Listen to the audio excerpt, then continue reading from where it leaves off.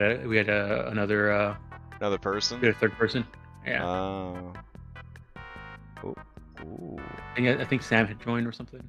Gotcha. All right. Dang. I can't seem to make it happy with your placement. Alas.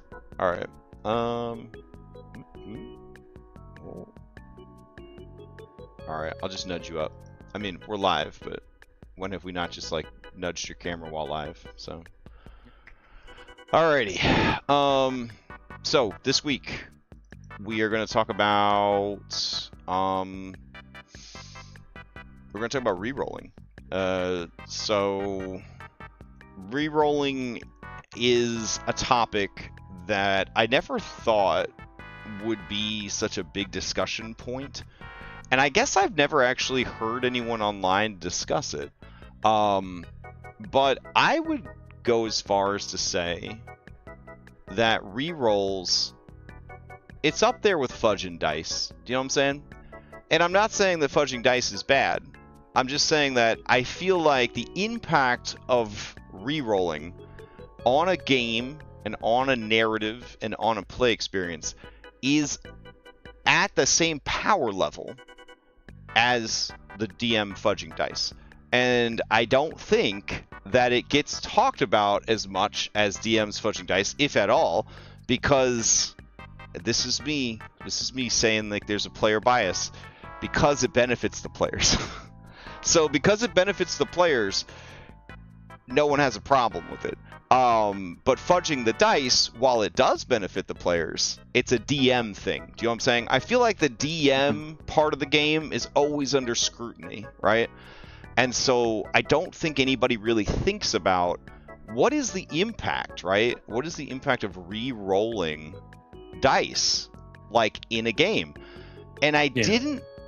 And obviously this was heavy on my mind because, you know, towards the end of 2024, I couldn't stop talking about and thinking about, was the abundance of re-rolling because we were allowing fanspo and inspiration to be used for rerolls because, you know, it was fun to do it in Baldur's Gate, so it's like rerolling this is fun, so we'll start doing it in the games. Instead of it just giving you advantage before a roll, because not everybody needs advantage before a roll. You know what I'm saying? Yeah. So it wasn't really beneficial to everybody because not everybody really needed to have advantage before a roll. There's arguments about hero points not being beneficial to status effect spellcasters in in Pathfinder because they don't need to roll dice. You know, someone else is rolling dice. So like, obviously it was heavy on my mind, but it was a video by NoNat. I don't know. I didn't look for it. It just showed up on my feed. And he was talking about Mythic Pathfinder, and he was like, I don't like it, because he doesn't like anything, right? And I appreciate that. He's like, I don't like it. And then he did like a 30-minute video about how he didn't like it, but now he kind of likes it because his friend explained to him why it was like good. And his complaint was, if you're mythic, you should be as strong as Goku and Superman. That's his thing. He's like, mythic means you're as strong as Hercules, Goku, and Superman. If you're not as strong, and One Punch Man, if you're not as strong as those guys, then you're not mythic, and I don't have time for it, right? Like, what's the point, right? But then his friend was like, if you think about it, a Pathfinder character is already pretty mythic, right?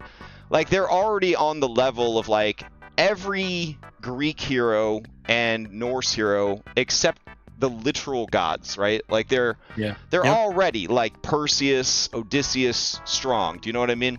So like, I mean, they're already 2 times as healthy as a commoner. As a commoner, already, right? You know? Like they're just already better, right? And then they get better so fast because blood of heroes, right? They get so fast, they level up. So they are already superheroes. They're already mythical heroes. So his friend was like, oh, well, what makes them mythic is that the mythic mechanics allow them to push themselves even further than a normal Pathfinder character, because a lot of the mythic stuff is kind of wrapped up in fat rerolls. Like, especially the lower level mythic stuff is like big fat rerolls and stuff like that.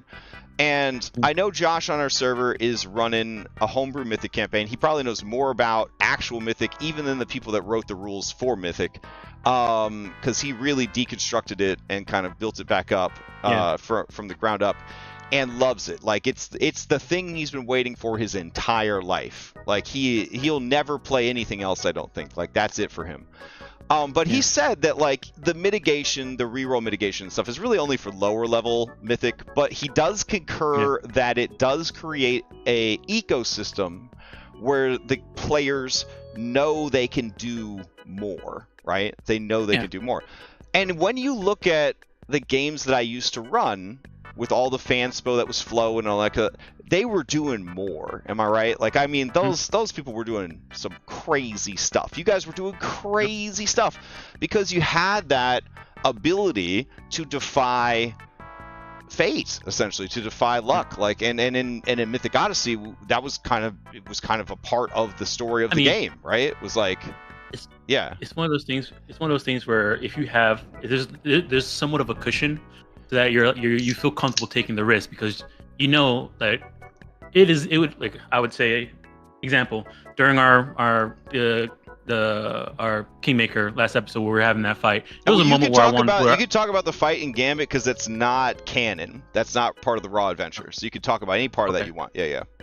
Okay. So during that fight in Gambit, there was a moment where we were on top of that cliff, and me and David were like, okay, maybe we can jump from the cliff to the house, right? Yeah. That'll be so dumb to do at this level because we would just die. Right. And there's no way you could probably make the check that would probably do that. We would have like maybe like a 40% chance of succeeding. Right. But I mean, if we were playing Mythic and our Mythic thing was athletics, right? Then maybe, Right. Yeah. Maybe we would do it, and we'll spend a point to do it because we know that if we fail, we can do the reroll. And the reroll, the reroll is gonna be huge, right? It's gonna be a huge reroll. Yeah. So it changes the kind of game that you have. You know what I mean? It changes the kind of game. So what I thought we could do is we could look at the games that we play, like you and I, and we play on the server. Look at the luck mitigation, the push your luck, the reroll mechanics. Get a sense for like what's out there, and then sort of like kind of compare and contrast, like how does this impact the flavor of this game? How does this impact the flavor of this game? And then how does a game feel when there is no like re-rolling? Do you know what I mean? Yeah. I know for me, like basic Pathfinder hero points reroll, like no mythic or anything, just basic rerolls from hero points. I feel like the only problem hero points have is that they're called hero points. Right. Honestly. Because there's nothing heroic about rolling a fail, a respectable fail, and then being like, I can't accept that, and then rolling a nat one. Yeah. Like if they were called reroll points, right? And you and or luck points. I mean that's or fortune fortune dice. I wouldn't even call them luck points because that's given giving them too much. Positive. You've seen too much failure. I think reroll point is what they are. Yeah. And then hero cards are hero cards. Okay. Do you like hero cards being fueled by the points though? Okay. I do too. And I love the hero cards. A lot of people, when I was learning Pathfinder, they were like, don't do the hero cards. They're too unbalanced. There's too much weird stuff. And I'm like, you have no idea what I'm about then. That's all I'm about. I'm only about that stuff. Yeah. We had a really good use of a hero card on Tuesday. In 20,000, there was a monster that grapples you by hitting you. Automatically grapples you. There's no check or anything like that. Incredible. Right? That's pretty rare in Pathfinder. I know it's a frog monster, so its tongue is sticky. I think I know what frog monster. I think I know what frog monster it is. It's one of my favorites. All right. Yeah. And but there was a hero point that says when you're grappled during at any point if you're grappled by anything, you can spend this card and it makes you do a back roll and you're no longer grappled. So you can step away from the creature and you are no longer grappled. And it happened like at a moment where somebody like ran in, shot their tongue from like 30 feet away to grab them, and then they Nice. played the hero card and like backflipped away. It was cool. Yeah, it's very cool. You know? Yeah. So, yeah.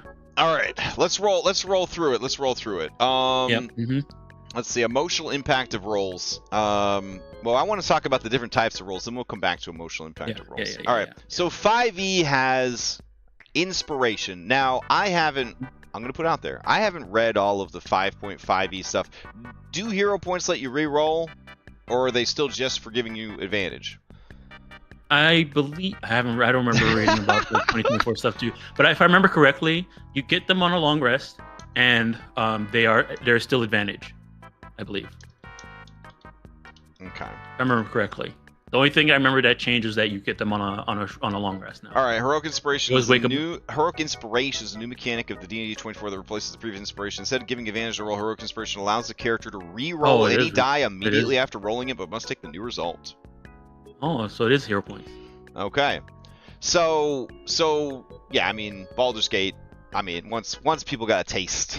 Once people got a taste, that was that. Yeah. Okay. So they've changed that. We were ahead of the curve as always. I mean, we basically were like, you know, we're basically designed every good change that there was for 5e. But whatever. That's neither here nor there. Then there's the Halfling Luck feat. So the difference between a game like 5e and a game like Pathfinder is a Halfling gets to make that reroll once a day. They get to make that reroll. A 5e Halfling literally gets to reroll every nat one they get for their entire life. It is a very powerful racial ability. Having played a Halfling in Solasta, who got to reroll about 400 natural ones during the campaign, I'm going to tell you it's a pretty strong ability. So, like, I don't even know what to say about that. And then there's the Lucky feat. I don't know if they made changes to the Lucky feat in 2024. I think they did. All right, hold on. I remember that. I think they did. All right. The 2024 changes to the Lucky feat introduced several modifications to how Lucky functions. Lucky feat is an origin feat that provides characters with luck points they can spend to gain advantage on a d20 test or to influence an enemy's attack roll against the character. It is equal to their proficiency bonus. Jesus Christ. All right. The timing of these luck points can be players must announce their intent to grant themselves advantage or an enemy disadvantage before the d20s are rolled. Yep. Okay. I'm kind of into it. So that's from what I can remember. Those are the only real re-roll things. I mean, there's horrible stuff like what's that silvery barbs? Yeah, I mean that game-breakingly stupid thing. So yeah, they definitely have stuff like that in D&D. I feel like a system like D&D with healing word and no penalty for dropping to 0. I don't think it needs that much luck mitigation. So the problem is you're forgetting that they also have things that just knock you out of the game forever. Oh, that's true. Yeah, that's true. And they don't have good scaling on saving throws. As you now that you have played a game all the way to 20, you can see that once you get past like level 14, there are some saving throws that you're just never going to make. You're just never going to make that saving throw because like the DC scales, but your ability to make the save does not. The end. Like, unless you're spending all of your feats on Resilient, you're never going to make those saves. Yeah, without the scaling proficiency bonus to saves, you're just never going to make those saves. Kind of terrible, honestly. Kind of terrible design. But yeah, there it is. All right. So that's the D&D angle of it. That's the D&D angle. So you do feel that 5e D&D is made better with rerolls. Yes, because there's so many effects in 5e that if you fail it, you're not playing tonight. Yeah. I mean, yeah, that's true. All right. That brings us to the next one, which is Pathfinder 2e. All right, so Pathfinder 2e has something called traits, and that's something that makes it better than 5e. That's my take. If you ask me why is Pathfinder 2e better than 5e, the only real reason it's better is it has traits. That's it. That's the only thing that makes it better, in my opinion, because the traits allow the rules to stay well defined, well managed, and sorted, no matter how much content is added, no matter what level of play you're playing at. Like, to me, traits are really the reason that it's a better rule system. Other than that, it's only just like 5e with good house rules. if it didn't have traits. But they have the fortune trait and the misfortune trait, so you know right away that we're dealing with luck mitigation, right? And it's fun because fortune and misfortune will cancel each other out. And then if something is affected by a misfortune, it can't be affected by another misfortune. And if it's affected by fortune, it can, and so on and so forth. So it's really well done. It's really well designed. And they're real stingy over there at Paizo about giving you anything. You know, like we said earlier, the halflings only get to make their reroll once per day, right? The cat folks get to reroll a reflex save once a day. If they take feat support, they might be able to do a different saving throw once per day. Like, it really is like a heavy investment if you want to have even the slightest chance of messing with fate. There are spells that are called like nudge fate, and they require like setup, and then like you're spending action economy resources to set something up that might never happen. Like, they really don't make it. Yeah, they really don't make it appealing to play a luck destroying character. Like, the halfling diviner of the 5th edition has no place in Galarian, right? Like, there's no showing up and you're like, my halfling diviner is gonna silvery barbs this to victory, and you know, my friend the bard is gonna cutting words everything. So if you do make it through all the rerolls that we're gonna force on you, now your rerolls suck. Like, yikes, you know what I mean? Like, the amount of dice and like fate manipulation that you can bring to bear in 5e versus Pathfinder is pretty extreme. Pathfinder have go for it. So the way they try and like do that whole like luck manipulation or fate manipulation type sort of fantasy is not with rerolls. Right. They do it with sort of bonuses when you predict somebody fails, or bonuses when you predict somebody succeeds. Like, there's a whole bunch of spells that are like prophecy spells and stuff like that like, hey, I'm gonna target this person and say that they're gonna fail something, and they have a -1 on the thing that they're gonna do, and if they do fail, you know, somebody else gets a +1. Like, that's where and if they, you know, if I'm wrong, then, you know, they get a negative or something like that. Like, that's how there's like a few like a good set of like spells that are all related to doing stuff like that. And doing damage and doing stuff like that. It's not about rerolls though. Like, rerolls are a special thing, or the house of hero points only. Right. Exactly. Yeah, so I was impressed by how strict Pathfinder was on it, and I was actually amused to find out that one of the most popular house rules is made by one of the designers of Pathfinder 2e, and that's the one where if you spend a hero point and you re-roll that hero point and you roll lower than a 10 on the re-roll, you get to add 10 to the roll. And it's popular enough that it's an option you could toggle on in the core Pathfinder setup for Foundry. And my notoriously unlucky Thursday group has been using it, and it comes into play a lot. But we've seen, especially with Scottrick's 5 weeks of bad rolls, you know, we have seen that stuff come into play, and you guys opted to not have it, right? So like, we watch as you guys re-roll a 2 into a 1, like, a lot. It doesn't feel very heroic. Do you know what I'm saying? Like, it doesn't feel very heroic. And I've seen a lot of times people are now just like always using the hero cards. Like, if the hero card is in any way usable, they'd rather just use a hero card than worry about a reroll. You know what I'm saying? Because the reroll, it just doesn't, you can't rely on it. If it's a roll you really want to make, it's probably against a person that you had to roll really high for. So it's unlikely that when you re-roll it, you're going to make it because you didn't make it the first time. You know what I'm saying? So, like, yeah. I know for me personally, Mhm. I usually save my rerolls for saving throws that are pretty bad. Like I'm getting attacked by a mental spell. Okay, I'm gonna use a reroll on that, because For most of those sure. things mess you up, and my character's not the best at will saves.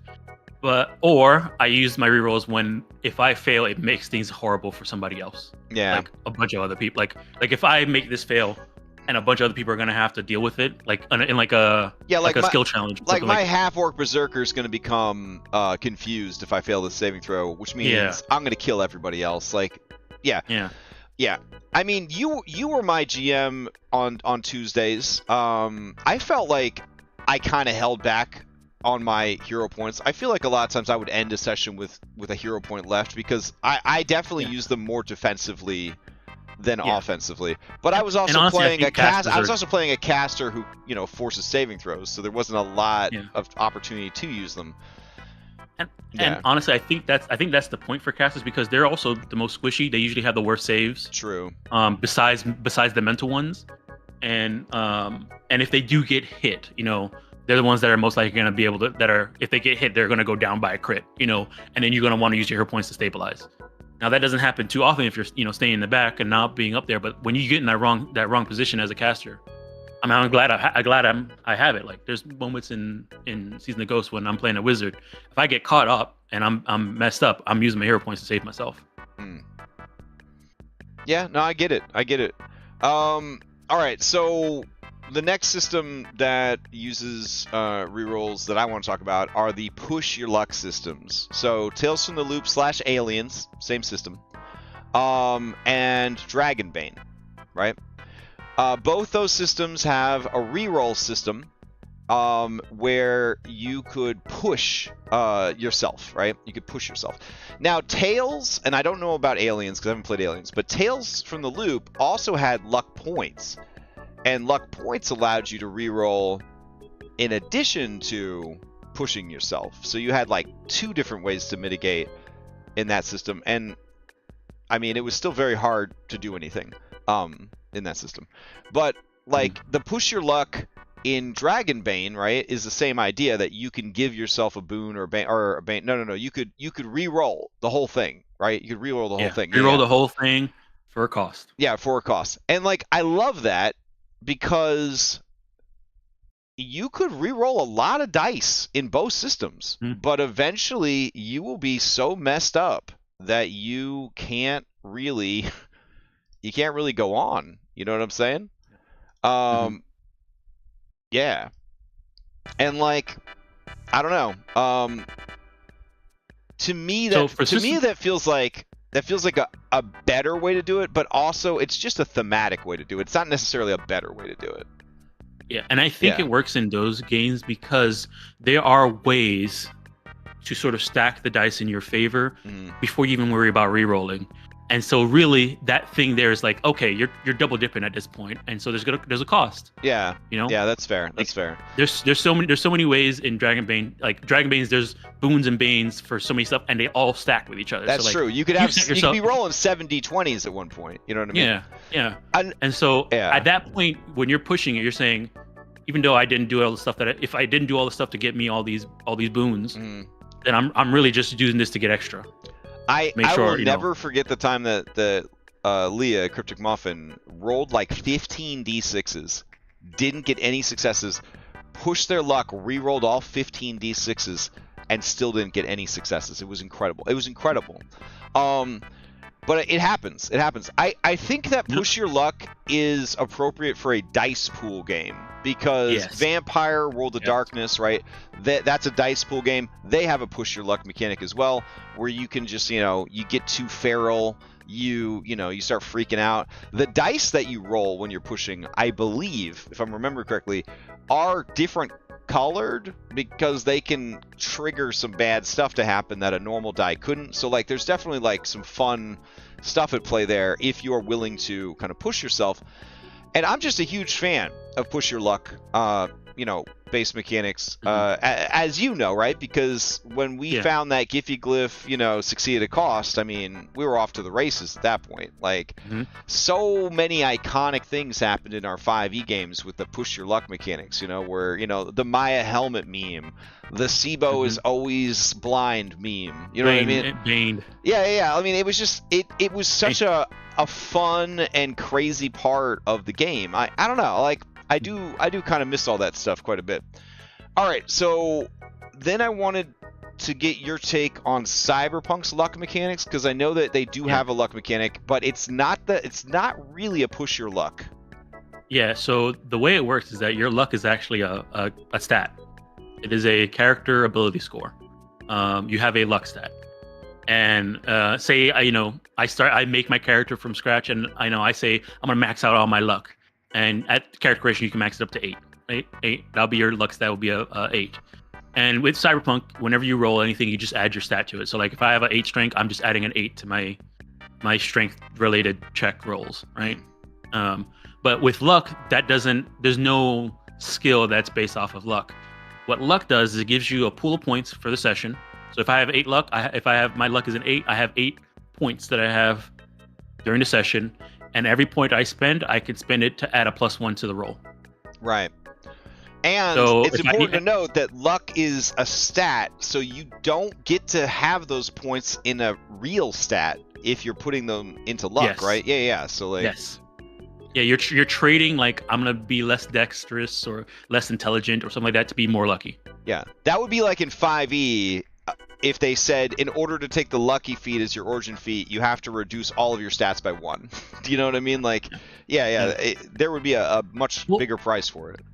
The reason why it's okay, though, it works in there is because all your rolls are just you adding your full-on stat. So, like, if I need to make, like, my dexterity is an 8 and I'm rolling a evasion, which is dexterity-based. You roll the d10 and you add the 8 from because your dexterity is 8, you add 8 to it, plus your skill. Right? If you had that at +7 because you added 1 luck, then maybe on this important roll, I decided to take one of my lucks and add that +1 to my dex. It's like if you had 8 dex for that roll. But I kind of like that, because I feel like if someone ran the numbers, like statistically, mathematically, being a lucky character in Cyberpunk is worse. It's always worse. Like on paper. Doing your taxes, it's worse, but it's for the player that wants to feel like they have that control, right? They feel like they have that control. The real benefit of luckiness is that there's certain rolls, like if you're a net runner and you're doing net running stuff, you're rolling there's no stat related to net running rolls, but you can add luck to it. Right. Yeah. No, I love it. I think that's a very cool, very stylish way to do it. Yeah. But that's a very stylish system too, you know. Yeah. So I guess the benefit. Those lucky rolls are like, okay, you know what? I'm this lucky. I'm gonna, I'm more likely to, when those rolls count, I can have a pool of points to help me make sure those rolls count. Okay. So I have a question. But at the end of the day, you're still rolling the dice, and it could fail really bad. Still. As a person that's only played the TTRPG, I think twice. Is there ever a time in a campaign or an adventure where they have to roll a luck check? Like. So. Not necessarily, but there's a really homebrew thing that if somebody says, okay, I want to try and do something, and there's not really a check, or like it's like up to fate. Yeah. Instead of doing like a flat check or something like that, we say go ahead and do a luck check. That's cool. Yeah. I like that. Yeah. That's fun. All right. Yeah. There's been times where like, oh wait, did we remember to like maybe this car we stole has a fuel tank in the back. And like, does it? And I'll say, okay, the person who asked that is checking, give me a luck check. I like that. Yeah, that's good. That's fun. Yep. That's really fun. Yep. All right. Are there any other systems you want to talk about before we get into the nitty gritty of this? Like the emotional value, the way it dictates and changes your story. I think that's enough systems to cover, right? We got Vampire, White Wolf, we got Dragonbane, we got Cyberpunk, we got Pathfinder 2e. We got Aliens, it's Tales from the Loop, we got Dungeons and Dragons. I will throw in there, I don't know if I guess it's kind of a TTRPG. I play Kingdom Death once a month with my local group or whatever, and that is a luck-based game. It's very luck-based game. over the years, it's like 10 plus years old at this point, they did introduce very, very, very rare opportunities to re-roll dice. And this is a D10 system where a 1 is always a failure and terrible, and a 10 is always a success or a critical. But sometimes even that's bad because that's just the kind of game it is. Having the ability to re-roll a die in that game, it doesn't change your odds at all. You're still rolling a d10. You're probably just going to fail the second time you roll it or whatever. But it is kind of nice, right? Because the system's so hard that having those, and I don't know how familiar with it you are, but it's basically like if Monster Hunters, Dark Souls, and Civilizations were matched together. We played one when we were there. Oh, yeah, okay. So a lot of the boons are once per lifetime. So a person can reroll one die one time in their entire life. Like that's how slim.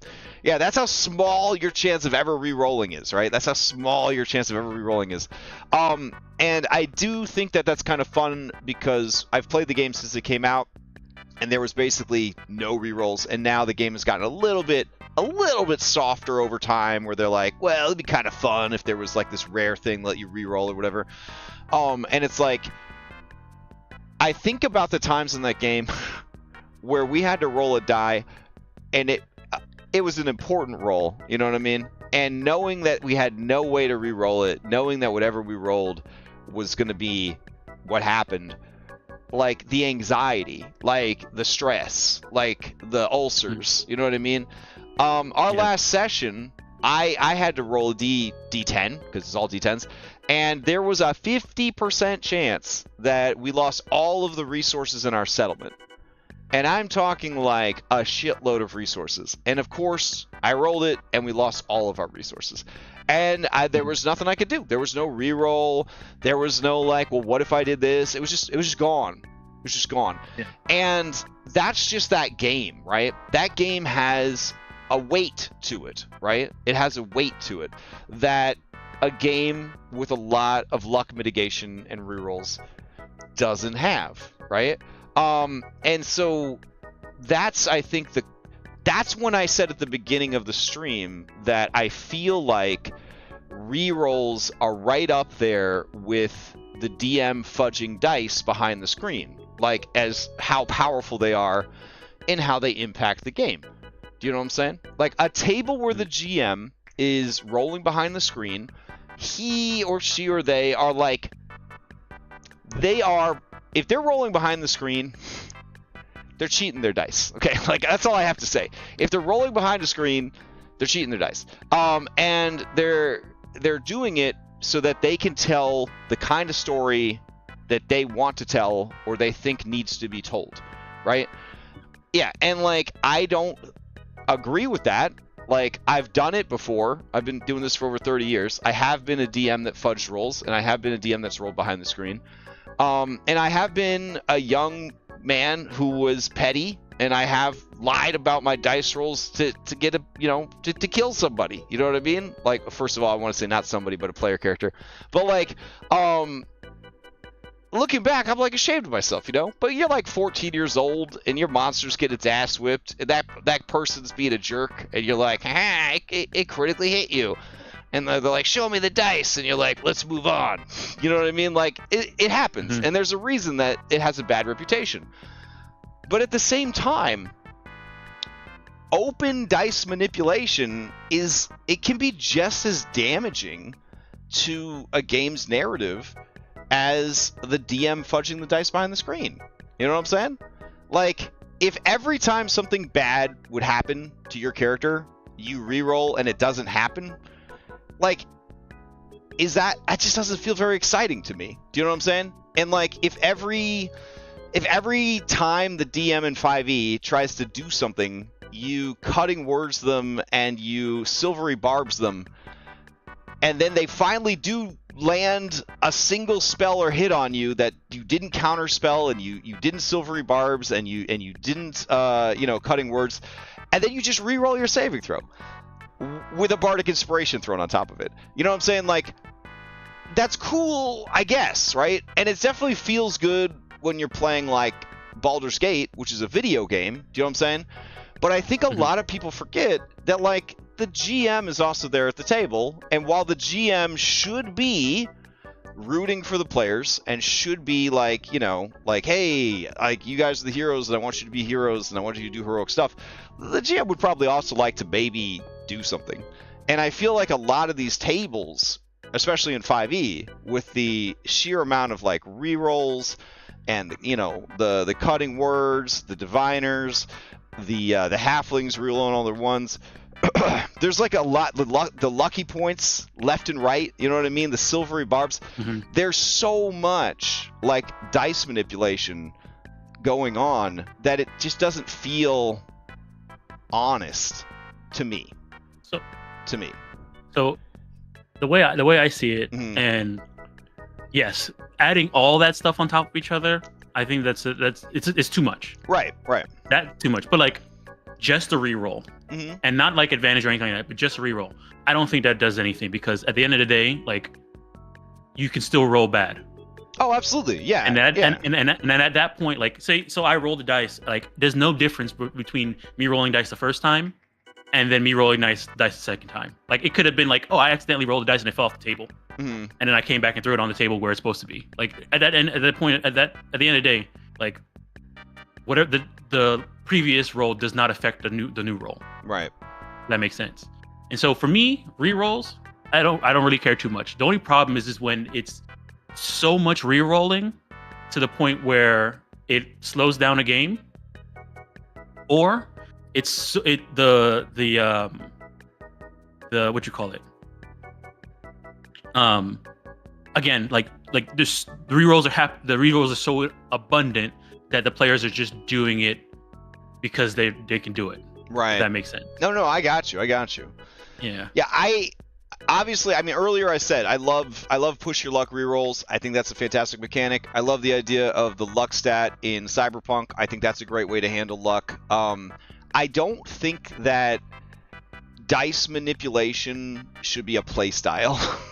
And unfortunately, I think that 5e, that is one of the play styles, is just straight up dice manipulation. And I think that that's great in a video game. I don't think it's, but then again, 5e is probably the worst system to DM. I feel like it might be the worst system to DM.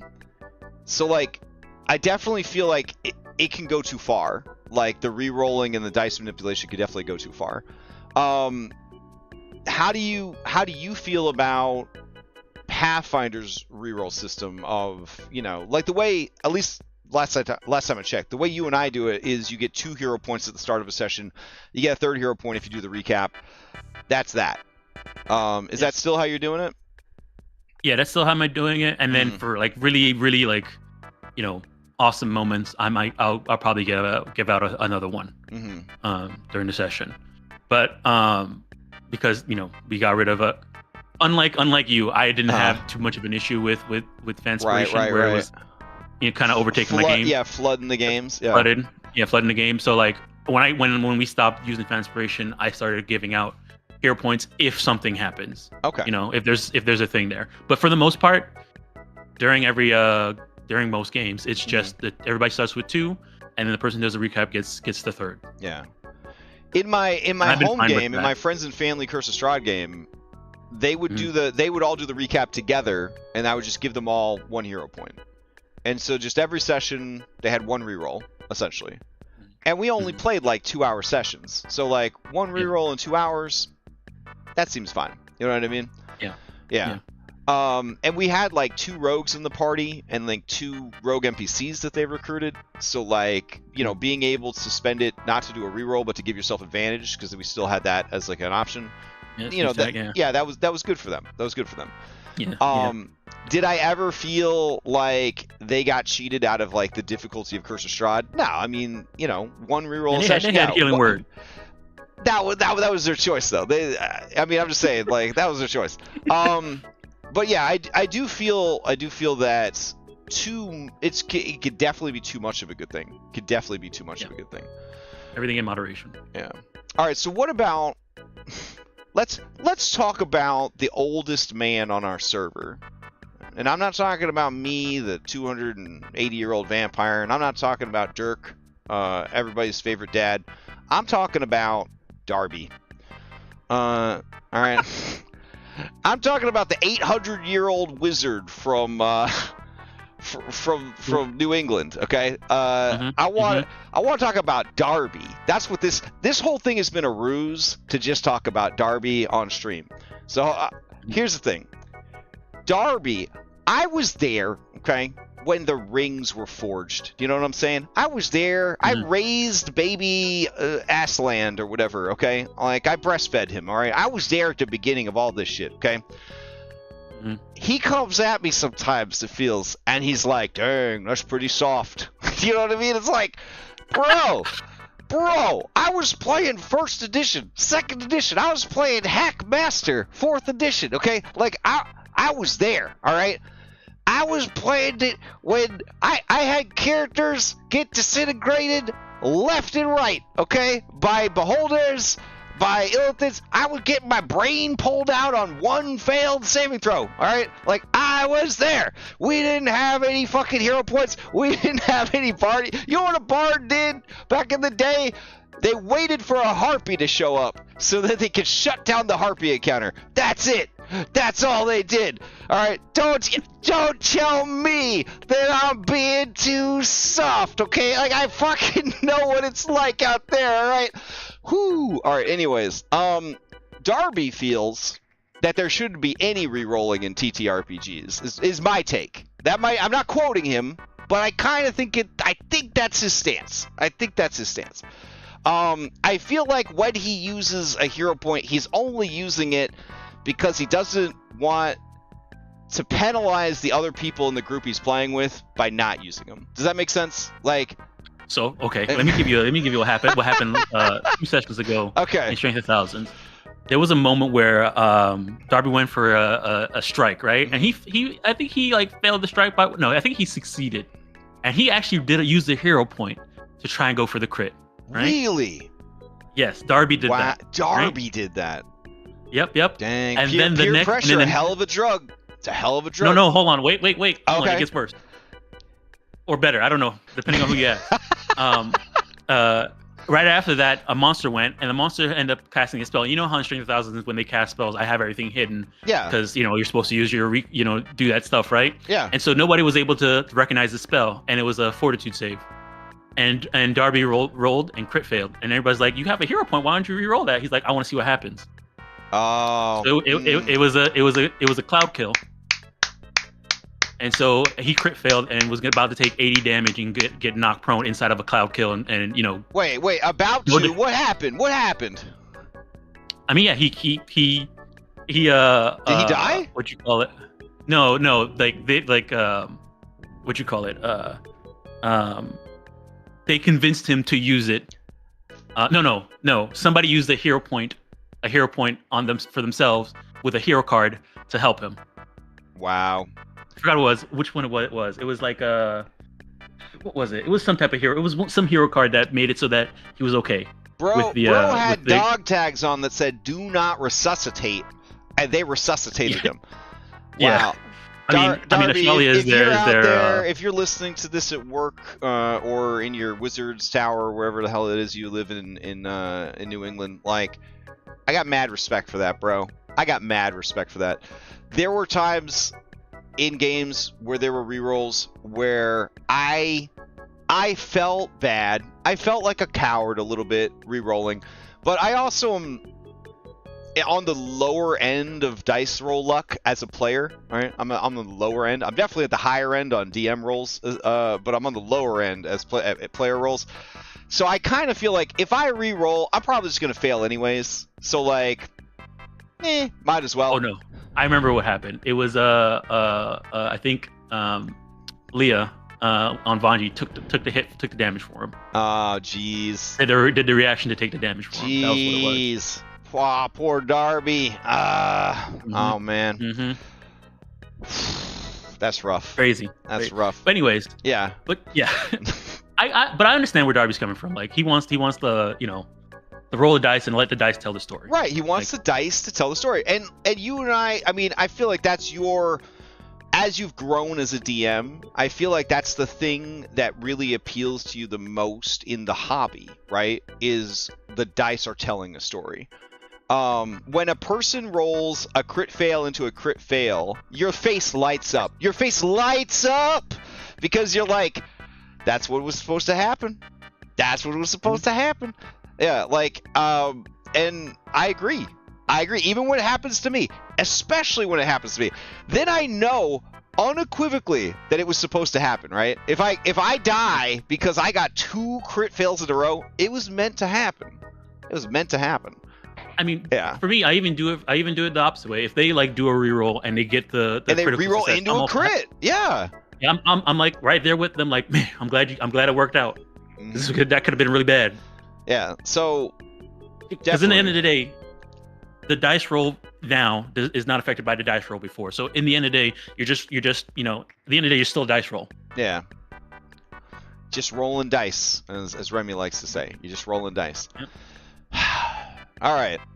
So, all right. Let's read some stuff in chat here. Okay. All right. Raw dogging, absolutely. Darby wants to raw dog every TTRPG. Official. That's official news. Right there. Let's see. Luck doesn't matter in Cyberpunk until it does. Let's see. I mean, yeah. Hackmaster was so great. Absolutely, it was. It's a phenomenal game. All right. Cool.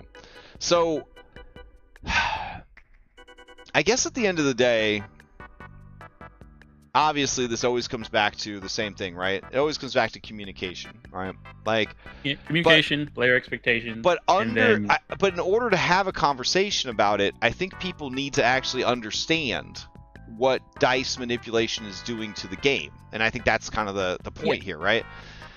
Yeah. If you raw dog it like Darby wants to do, right? You better have a lot of character ideas.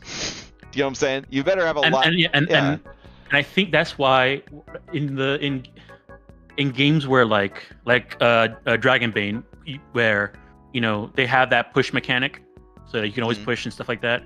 But the thing is, though, is like in Dragonbane, it's not that hard to make a character in Dragonbane, right? And I mean, they even have a button that like does it for you. Yeah, that's true. And like the theme of the game is not that your character is there for you for that long. Like, right. Like at any moment that character can go away.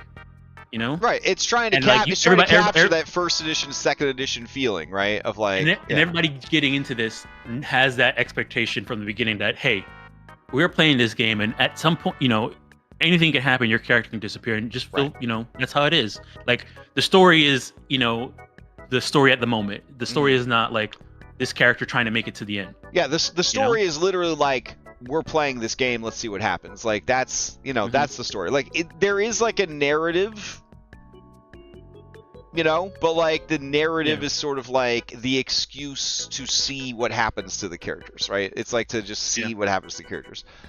On the other end of the spectrum, right? On the other end of the spectrum, you've got Odyssey of the Dragonlord style game, right? Where literally the game can't happen without the player characters. That's a hard situation to run a game for, because they are told you are the main characters, you are the story. Without you, this can't happen. And so, more than any other type of game, that sort of legendary hero mythic game, right? That needs to have a lot of luck manipulation, or the DM is going to constantly have to pull their punches. And that's it's a difficult space to be in. If you explain to everybody up front, like, yeah, you're never really going to be in too much danger because you're the main characters. Or even if you get into trouble, there's always going to be a way to bring you back because you're manifest destiny, like you have to do this kind of thing. Then yeah, like that's a game where there's going to be a lot of dice manipulation. There's going to be a lot of luck manipulation. I suppose to a certain extent, the way I'm running Stolen Fate is that way, where they've been told like, no, you can't die. Like fate has chosen you, you are gonna do this, and then they're like, I don't want to. I want to die. It's like, sorry, you can't. You can't die. You have to do this. Like, if that's the kind of game that you're running, then you could have as much dice manipulation as you want. You know what I mean? Because, like, ultimately, like, the whole point is to keep the characters alive as they go through more and more crazy things and more harrowing experiences. But everybody needs to be on board for that. You know what I'm saying? Everybody needs to be on board for that. It's definitely a tricky situation. It's definitely a tricky situation. I don't know how you would explain that to a group in like a session 0 or as you're putting a campaign together. Like, looking back, how would any of us quantify the role of luck, of rerolls, of dice manipulation, of mitigation? It really depends on this. Because it's not just system, it's also if you're using house rules. Because think about it this way. The way I ran Outlaws of Alkenstar with Wild Magic, I'm basically, I told them, I said, we're going to use Wild Magic on every magic roll. Don't make magic users. Don't play magic users. And then I had 10 players and only one of them had to fucking ice skate uphill. We all know who it was, right? And it created a very unique and iconic play experience for everyone, but it also meant that, like, suddenly luck was sitting at the table, right? Like, luck was at the table at that point. Yeah. A person wants to play a gunslinger in Pathfinder 2e. You tell them, this is a class that is very luck dependent. Your normal damage output is terrible. Like, if you're not getting crits... So I will tell somebody like that who's like, okay, I want to play a gunslinger, and I say, okay, it is very luck dependent. You definitely need to get crits, and there's ways you can do that, but it's going to require all of you guys to work together and kind of help this gunslinger get their crits. And when they get the crits, they're going to be huge, but it's going to require you guys to work together for that. Now, is that something everybody's okay with playing? Yeah, and see, that's the thing. Like, you really have to look at, as a DM doing 5th edition, you have to ask yourself, am I a big enough person? Am I enough of a sub to let my players have free access to silvery barbs? Like, you got to ask yourself, like, am I okay with having to constantly re-roll the most important dice rolls of the campaign, and then let the players roll with advantage afterwards as insult to injury? Can I live with that? If you can't, then you need to make sure you tell them in the ad for the game that you don't allow silvery barbs in the game. Like, because there are going to be gameplay aspects. Like, if you don't like a halfling divine or wizard build, you just need to tell them before they sign up for your game. Don't bring it in here. Don't play a halfling. If you've nerfed halflings and you said that halflings can only use their reroll once a day, better put that in the ad for the game. You know what I mean? Because some people, if they're going to play a halfling, there's a good chance they're playing it because they want to be able to reroll their nat ones. You know what I'm saying? Like, so you have to understand that luck and luck manipulation is a play style. It is a fantasy for some people. I mean, that was the big argument that was made to me when I banned the lucky feat when I was running 5e games. Is like, well, what if it's the player's fantasy to be lucky?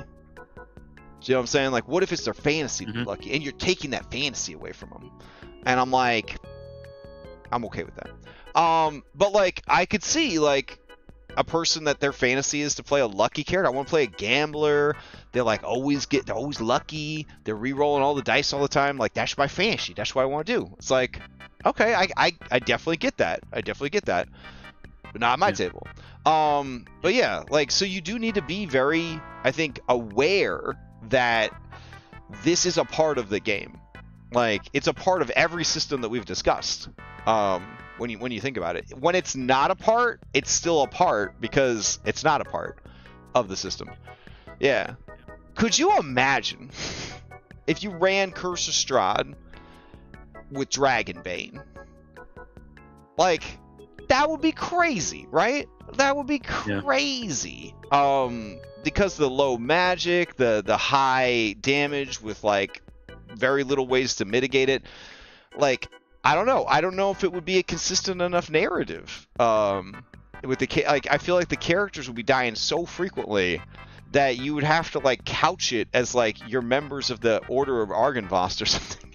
And so like you have to you just send out more paladins. We could do it this time, guys. Or you like maybe you do some type of lives mechanic where like fate points. Yeah. Like you can die 3 times, but that 3rd time you're gone. Yeah. And that's another type of fate or luck manipulation, right? Is this fate points. I had every player, no surprise, in my classic Curse of Strahd game finish the campaign with their fate points. When they would earn a fate point, they would give it to their favorite NPCs because the NPCs seemed to be the only ones that would ever die. And even then, they were able to keep quite a few NPCs alive. They did lose a lot of NPCs. Yeah, but I mean, this Kingmaker over here, he don't give a shit about NPCs. He'll take a Miri, one of the most iconic characters in all of Pathfinder, feed her to a boss. We had a what you call a little like moment of silence. I thought you were going to tell me that you guys had a deliberate and planned war meeting before the session where you're like, okay, so we're going to feed the boss a Miri until she dies. That'll buy us enough time to maybe live. Like, I feel like that's the conversation that actually happened. It's all right. He was the only person able to hit him at the time because we were trying to get over there, but it took a while. It's all right. If only NPCs had dice manipulation, maybe she'd still be with us. I don't know. Maybe we'll be the first Kingmaker group to kill every iconic character. Good stuff. All right. Let me see. All right. Does anybody in chat have a greatest reroll moment or a moment they felt was ruined by a reroll? Dom, same question. A time where luck manipulation, like Dom, you look like a cat. It's like a cat aquarium. You could just leave the camera on. You'd probably get like 1,000 subscribers an hour. It'd be nuts. Yeah. I am Mr. V says I have one. It was on a death save. Okay, was it a good thing that they re-rolled? Did they re-roll into a nat 20, get up and save everybody? Because I've seen that before. That's a fantastic moment. That's a fantastic re-roll. Bad for me would be the three nat ones in a row on and trying to make that one arrow. Oh, that was before we capped the number of rerolls, or is that what it was? Or did you roll like 2 nat ones? Did you roll 2 nat ones and then you rerolled? So I rolled with it. I rolled with advantage and got 2 nat ones. Right. And then I used the point to re-roll, and got a nat 1. No, I think it was I rolled with advantage, got 2 nat 1s, tried again, just by trying again. Yeah. Got a nat 1 and then re-rolled and got a nat 1. Oh my god! Another really bad one. Same campaign.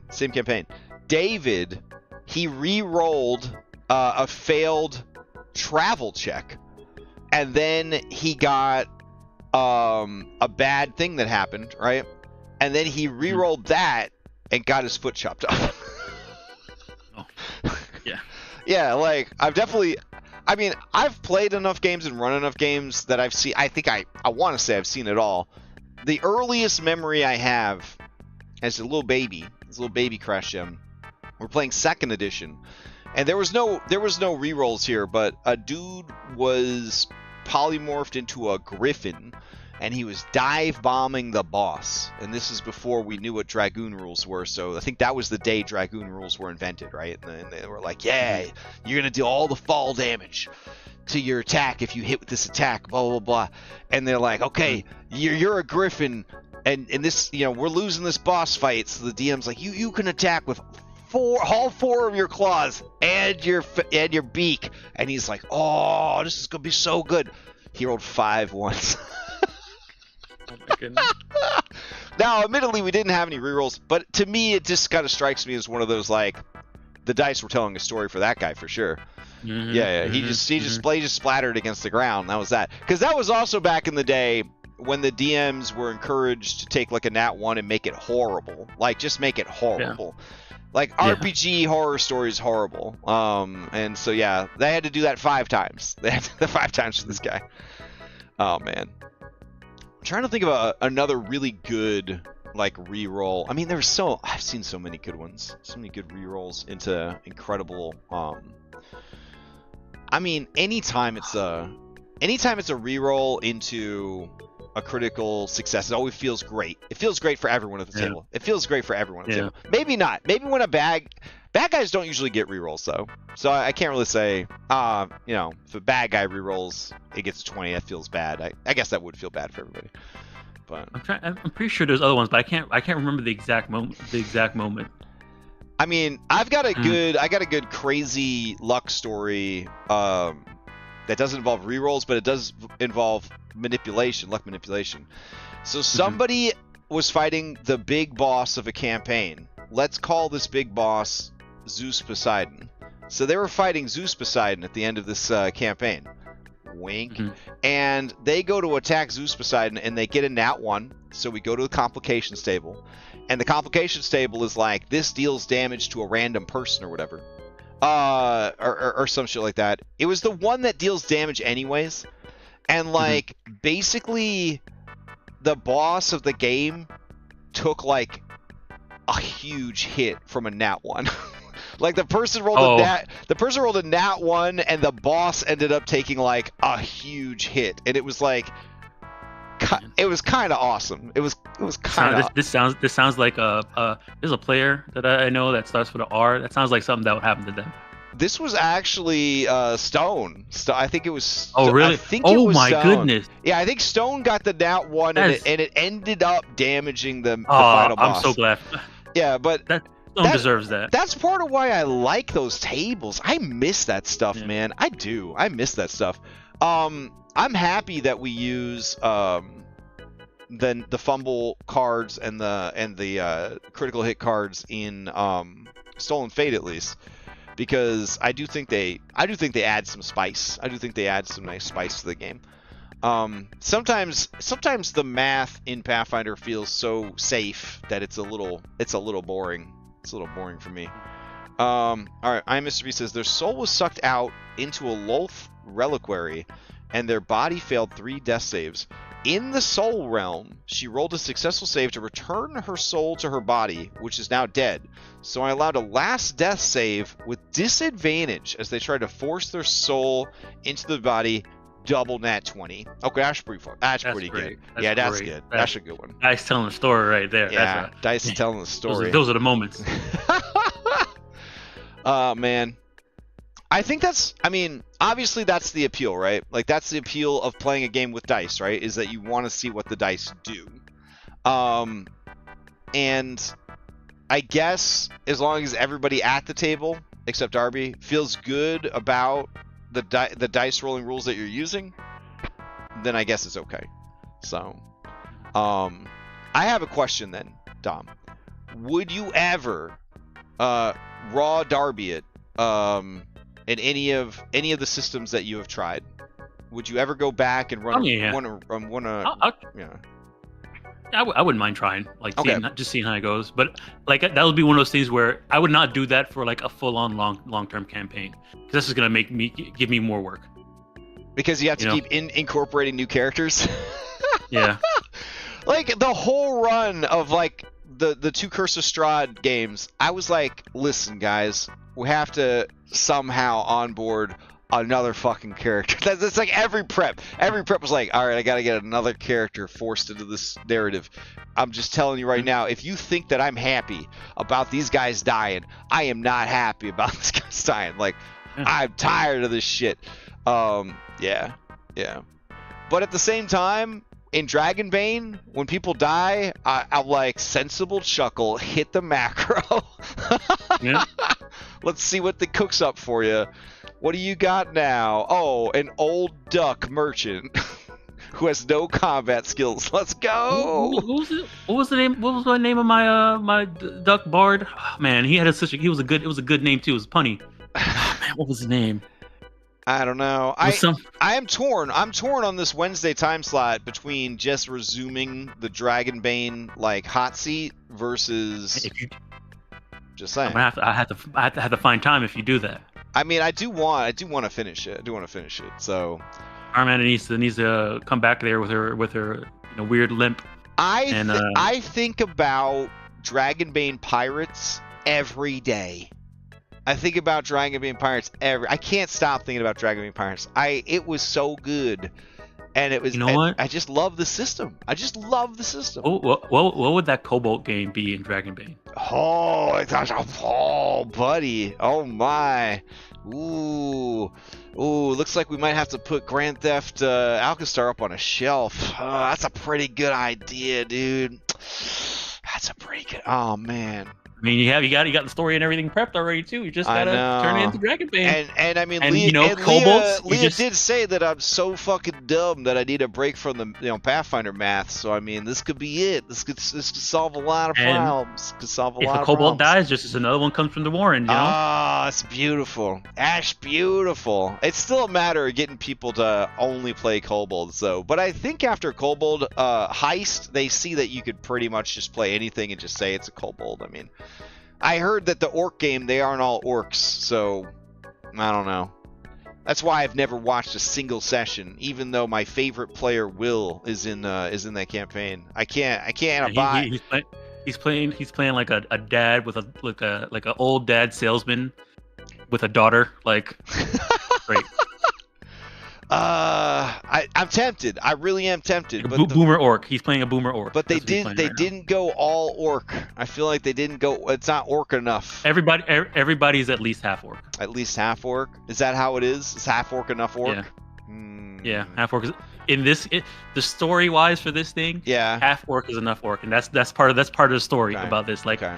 Orcs strong together. So even if you're half orc, you're here. All right, maybe I'll watch it on 2x speed or listen to it on 2x speed. We'll see. It is a red kobold game, so you know it's high production value. So. Yeah. All right. Well, that's it for time. You have any final takes on rerolls and luck mitigation as a playstyle, as impact on a game? Any words of advice? I will say, just check yourself to see how you feel about it. And then look at how the system does it, and then always within moderation. Like too little of it can be kind of brutal depending on the system, and too much of it slows down the game and can reduce the sort of tension about it. I think dice manipulation is I'm less inclined for dice manipulation. I'm okay with rerolls. Dice manipulation is the part that I'm kind of like a little, I'm not, I'll try and avoid that, but like rerolls, no problem. Okay. As long as it's within moderation. All right, I find myself in agreement with that. I could live with that. I'll just simply add that I think push your luck mechanic is the best way to do rerolls, but that's just me. I think it's really good, and it's a lot of fun. But it really depends on the system, and actually with everything, with all this stuff, it really depends on the system and the group. Yep. And it's definitely, I've learned something from this talk. I am gonna start adding a section to all of my game ads where I talk about rerolls and dice manipulation, as how high or low, or we're doing any homebrew stuff. Like, what's the general vibe going to be in this campaign for that? Because looking back, it is actually a thing that has been different at every game that I've run, and it's definitely played a part in every game that I've run. So, yeah. All right, man. Enjoy your Friday. Enjoy your weekend. I'm going to grab some dinner. I'll be back Sunday night to do some prep for Kingmaker, and then you and I will be playing some Kingmaker, and maybe we'll be starting the kingdom building part of the game. Busting out them spreadsheets. I spent a good amount of time. I think it was like one of these nights. I think it was Sunday night actually. Just going back and looking at the big kingdom document, trying to wrap my head around the stuff again, and looking at the kingdom sheet. Excel sheet and trying to wrap my head around it so that when it does happen, it's not too hard. Yeah, it's going to be a a whole lot. thing. If you like watching other people do their taxes together, tune in this Sunday night. It's going to be pretty fun. All right. Well, night, dude. Night, everybody in chat. Night. We'll see you guys next time. Alrighty, take care.